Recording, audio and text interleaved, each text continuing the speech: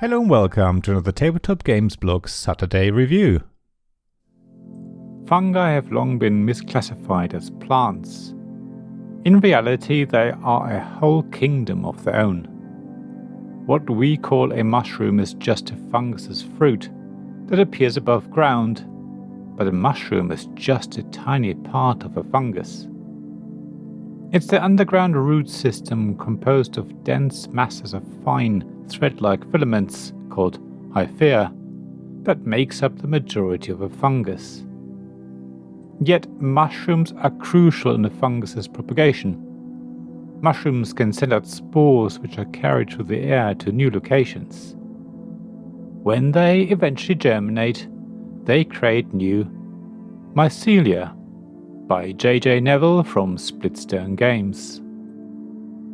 Let me start this review by saying that I was given a prototype of Mycelia, so what you see in the photos are not final components. You do get a good idea of the artwork and overall visual style of what the game will eventually look like. You can also see that the game's component quality is going to be high, featuring dual-layer boards, for example. The game itself is virtually complete. The rulebook is being tweaked for clarity and readability, but the rules are practically finished. So I'm confident that my impressions of the prototype are played and how the game, which will be available once the crowdfunding campaign is complete, will feel like are going to be the same. In Mycelia, you are a colony of mushrooms. You send out spores in the hope that they germinate to establish new Mycelia, which will eventually fruit into new mushrooms. Spores spread in a random wind direction and land on different tiles representing different types of food sources. The land area is made up of triangles in 4 different colors, 3 different food types and a wildcard one that can be used as a food type of choice. The game starts with a certain number of tiles randomly set up, but during play you can add more triangles to extend the available space for your and the other player's mushrooms to spore into. Once you have established enough spores on different tiles, you can start fruiting them into new mushrooms. That's one part of Mycelia I really like. Spores represent your resources, and depending on what color triangle they are on, they represent different types of resources. When you fruit a new mushroom, you need a certain color combination and a specific number of these spores. However, spores that are on neighboring tiles form a network that could stretch across the whole land. You can pick spores from any of the triangles in this network to fulfill the resource requirements of the mushroom you want to fruit. You then place a new mushroom on any of the tiles you took spores from. Fruiting a new mushroom can seem a bit confusing at first, but it's a key element that makes Mycelia so interesting. The bigger your network of spores, the more options you have. At the same time, you can also have several different spore networks and still be able to fruit new mushrooms. The game tries to emulate real Mycelia networks. At this stage, it sounds like Mycelia is all about area control, but that's not really true. Spores can coexist, and having spores on a piece of land doesn't mean you now control that triangle. It is actually the mushrooms that exert control over a tile. There can ever be only one mushroom in the same triangle, except for the so-called mother mushroom, but more about that later. So it's the mushrooms that introduce the area control element to the game. Mushrooms can also interrupt spore networks. As we heard just now, the bigger your spore network, the more choice of mushrooms you can fruit. So breaking the chain of another player's spores can be really disruptive. Not only that, mushrooms also control all spores on a triangular tile, including those from another player. So if you can manage to stretch your Mycelia into a space full of another player's spores and then fruit your own mushroom there using your own spores, you suddenly get access to a whole stash of resources that another player painstakingly established. So yes, there is a lot of negative player interaction in Mycelia. That's not where it ends though, but let me explain something else first. As you would imagine, mushrooms don't move. Once fruited, they stay in place until they eventually decay. Spores, as you would expect, float on the air and disperse, but once they have landed, they stay there. There's one thing that can move though, and that's the mother mushroom. I know that makes no sense. I'm not sure what the mother mushroom actually represents, other than maybe some sort of spiritual force that can move around. What's clear though is that the mother mushroom is crucial to get your engine going and get you out of a tight spot.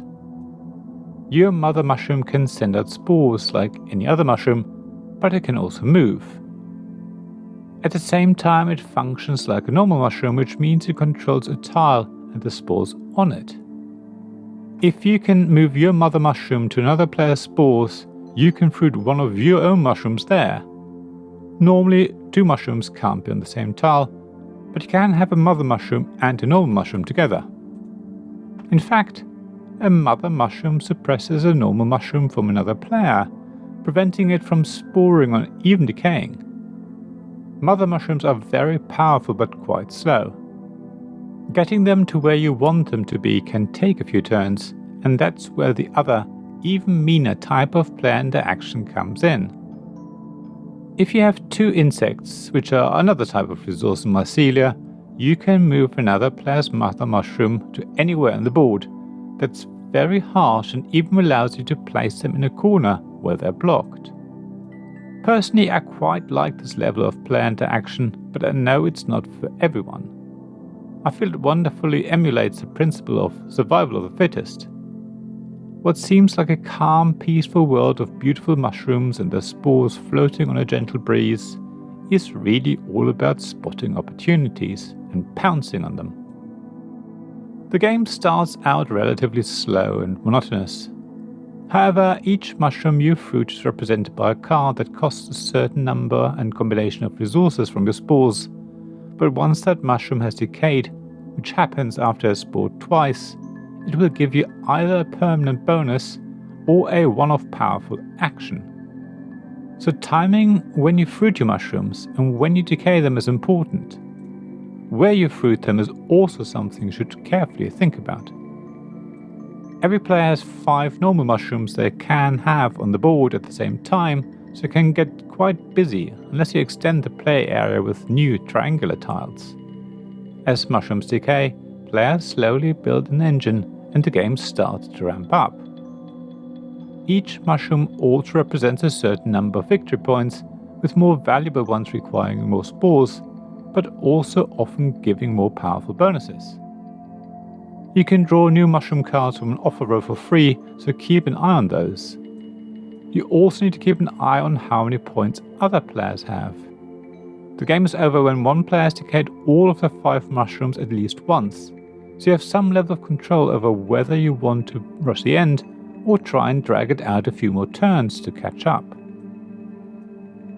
The game is really interesting and fun to play, even though there are still some rough edges in the gameplay. The illustrations are absolutely gorgeous and Mycelia has a real table presence, even in prototype form.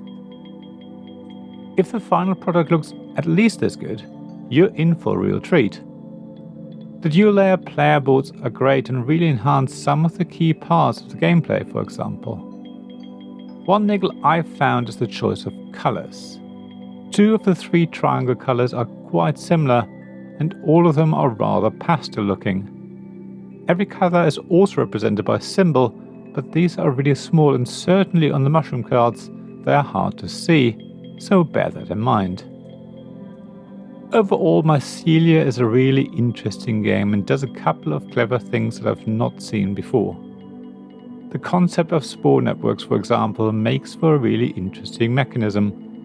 I also like the endgame trigger, which can lead to situations where one player's mother mushroom suppresses another player's, so that they can't decay it and end the game. So if you like mushrooms and don't mind a hefty amount of negative player interaction, then I strongly suggest you give Mycelia a closer look. Thank you for listening to this Tabletop Games Blog Saturday Review podcast. Please check the description below for links mentioned in this episode, as well as to the written version of this article on the blog. If you enjoyed this episode, please subscribe, give us some stars or leave a review. Please also tell your friends about me, and if you want to offer financial support, check out my Patreon and Ko-fi pages, links to which you'll find in the blog at tabletopgamesblog.com. So thank you again for listening, and I hope to see you again soon. This podcast was made possible by the generous help of my supporters. Royal Patron Sean Newman, Magic Champion John Risley, Castle Guards David Miller and James Naylor, Dice Masters Alex Bardi, Paul Grogan and Robin Kay, and Shining Lights Jacob Davis, Gavin Jones, Sarah Reed and Richard Simpson.